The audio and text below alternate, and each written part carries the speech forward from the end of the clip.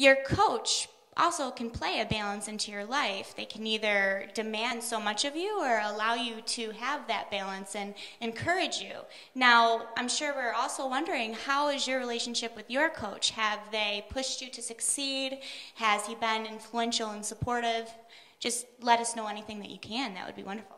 Yeah, well, even like when I started playing basketball, I've been so blessed with really, really good coaches, and coaches who have always, they've made basketball fun but also serious, and that kind of really laid the foundation on exactly where I wanted to go with basketball. And I had an idea of what it took, or what it was going to take to get there, because my coaches were so, they're very, they just pushed you. I mean, they weren't easy coaches by any means, but it was hard, but in the end, all of my coaches have been so inspirational for me. And right now, Corey Gaines of the Phoenix Mercury, he's been a really, really good part of my coaching experience, with different coaches. And through training camp, he was so positive with me and just kept telling me that I earned my spot on the team. And so.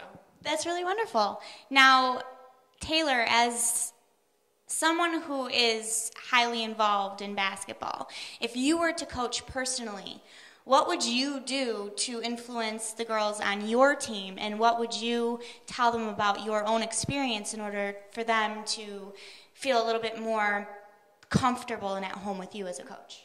I think the biggest thing, as being a player with the coach, is to have that relationship with the coach.